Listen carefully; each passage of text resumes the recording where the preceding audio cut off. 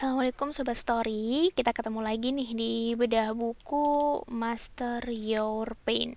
Oke, ini pertemuan ketiga ya teman-teman. Di pertemuan ketiga kita bakal bahas sisi terbaik dari penyiksaan. Apanya yang baik dari penyiksaan mbak gitu ya. Nah teman-teman, buku ini tuh ini lagi sama penulisnya. Ditekankan lagi, buku ini bukan untuk kamu yang lagi baik-baik aja.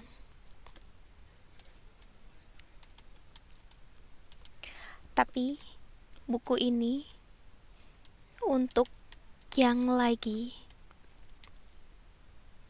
tidak baik-baik aja. Jadi ini benar-benar di highlight. Ini buat yang tidak baik-baik aja. Buat yang baik-baik aja bisa skip buku ini gitu katanya. Nah, kondisi tidak baik-baik aja itu sampai kayak gimana sih? Sampai kalau ada nasihat, kalau misalnya ada kata-kata yang bagus itu, ada momen dimana kata-kata bagus itu cuma bakal didengar, habis itu dilupakan. Omong kosong. Kalian yang nulis nasihat bijak itu emang tahu apa yang saya rasakan. Mudah saja kalian bicara, padahal bagaimana bisa melakukannya saat untuk hidup saja rasanya udah gak ada. Atau kalian dengar orang kayak gini, kamu kayak gitu sih, jadinya susah sendiri, harusnya kan bla bla bla bla bla. Itu kayak ibarat itu loh teman-teman, sudah jatuh, tertimpa apaan? Tertimpa nasihat pujangga.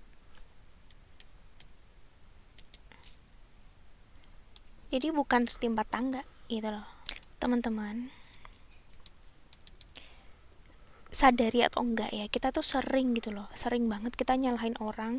Harusnya kan kamu bisa begini, kamu bisa begitu, gini gitu loh teman-teman. Teman-teman harus sadari satu hal, sebelum kita nyalahin orang, dia sendiri tuh udah nyalahin dirinya sendiri.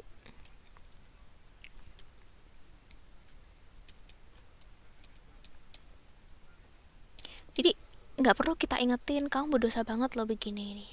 Ada kalanya orang-orang yang terpuruk itu sudah, mereka tuh udah nyalahin, udah pada level udah nyalahin diri sendiri gitu loh. Gak perlu kita suruh buat nyalahin diri sendiri. Jadi buku ini juga bisa dikatakan sudut pandang orang pertama gitu loh. Jadi kalau misalnya kita sebagai orang yang jatuh gitu ya, kita sebagai orang yang jatuh itu, kita sebelum dikatakan bahwa iya kamu lagi jatuh gitu, kita udah tahu, kita udah sadar bahwa kita jatuh. Bahkan omongan-omongan bijak itu jadi kayak omong kosong gitu loh. Maka di sini penulis itu ngasih satu clue, kalau kamu lagi jatuh dan udah muak dengan kata-kata nasihat gitu ya, muntah jijik gitu ya sama kata-kata nasihat yang sebenarnya nggak works banget, nggak bekerja di kamu, adalah do something that future yourself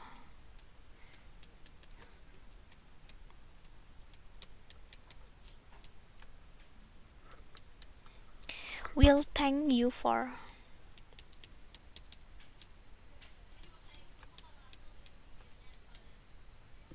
Apa ini maksudnya? Lakukan sesuatu yang dimana diri kamu sendiri yang akan ada di masa depan itu akan berterima kasih pada diri kamu yang sekarang. Berterima kasih dengan dirimu sekarang yang sedang hancur, dirimu sekarang yang sedang tersiksa, dirimu sekarang yang ngerasa udah gak ada harapan, ngerasa hampa, tak tahu arah,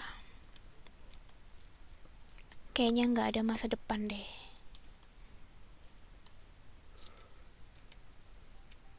Dan pada posisi ini, pada posisi hancur, tersiksa, gak ada harapan, hampa, gak tahu arah, gak ada masa depan, lakukan sesuatu yang setidaknya baik.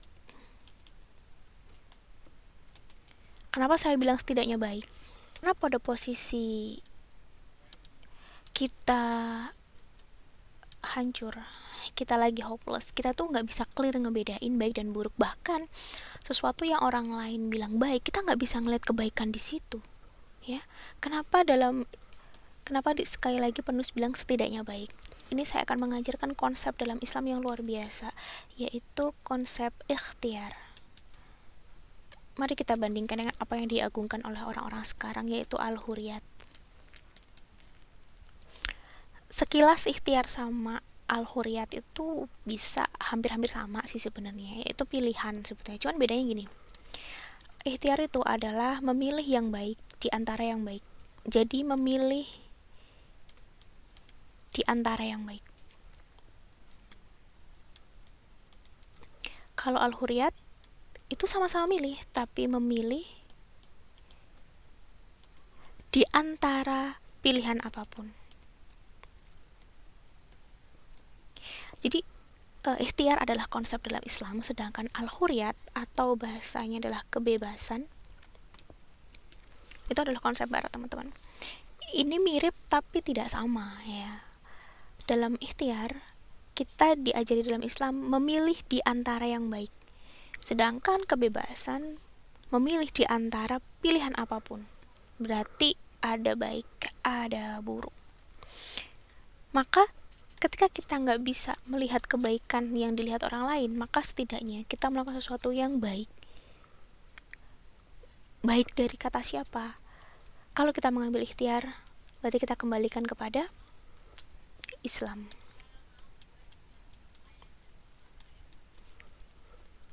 Perjelas lagi, dalam kondisi kita terpuruk, dalam kondisi kita hancur, dalam kondisi kita udah hidup tak mau, tapi mati juga segan, itu adalah kita memilih di antara yang baik. Itu berarti ketika kita tidak bisa melaksanakan yang wajib, kita memilih yang sunnah.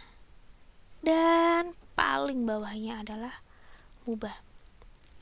Mubahnya itu adalah mubah yang membawa ke sini, bukan yang membawa jatuh kepada yang haram.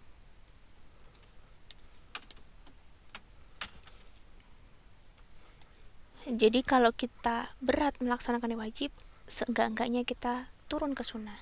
Bahkan ketika kita lagi terpuruk, ya, terpuruknya adalah mentok paling bawah, kita adalah memilih pilihan-pilihan yang mubah. Dengan tetap berada pada jalur yang baik, mungkin kita akan merasakan sakit. Jadi orang baik itu sakit, ya. Padahal kita udah milih yang mubah-mubah nih, tapi tetap aja sakit. Maka tetap aja terus lakukan. Keep move, ya. Keep move, tetap lakukan di sini. Tetap bergerak. Meskipun sakit, lakuin aja. Nanti kita akan mendapati satu hal dari ikhtiar itu, yaitu kita akan dapati diri kita di masa depan. Kita memiliki endurance. Apa itu endurance? Yaitu daya tahan akan rasa sakit.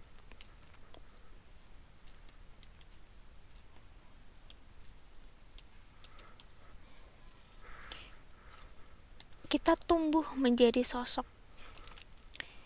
yang tahan terhadap rasa sakit. Mungkin di mata diri kita nggak menjadi orang lebih baik, tapi kita tumbuh menjadi sosok baru, meskipun belum lebih baik, tapi kita memiliki endurance pada rasa sakit lebih tinggi. Endurance di sini, teman-teman, ini kita akan mendapati kondisi di mana ketidaksadaran dalam ketidakberdayaan. Ketidaksadaran dalam ketidakberdayaan. Ini sebetulnya pisau bermata dua.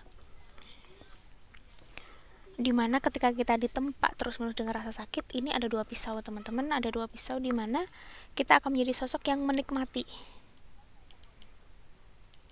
menikmati ketidakberdayaan.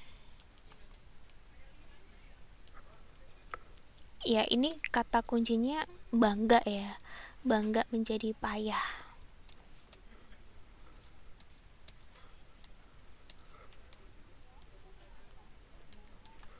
Tapi ada yang kedua, ketika endurance, ya, ketidaksadaran dari ketidakberdayaan ini diolah ini akan menghasilkan sesuatu yang luar biasa. Nah, ini perlu perhitungan yang tepat ini kalau untuk bisa menjadi luar biasa. Mari berpikir dengan terbalik, ya, berpikir dengan kaca terbalik. Oh, maksudnya apa ini?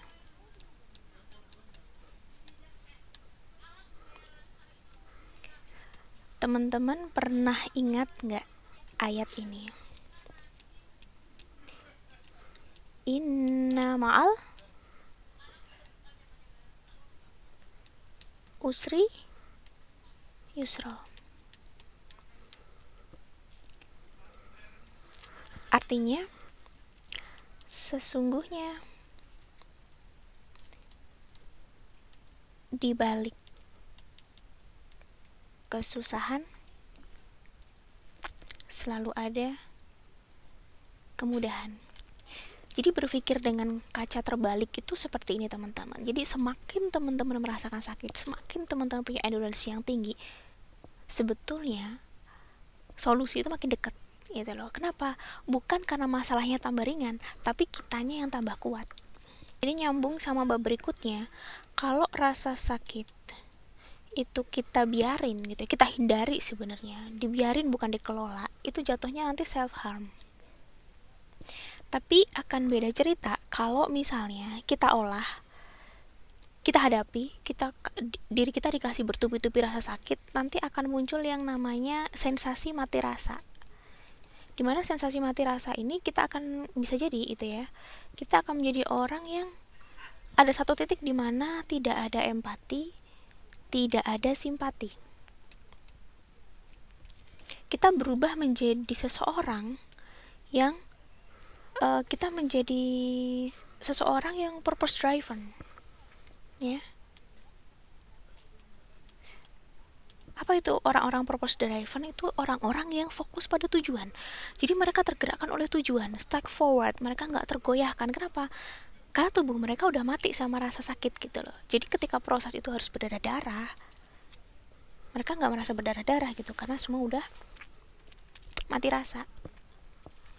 Jadi kalau misalnya rasa sakit itu kita biarin, kita hindarin, akan jadi self harm.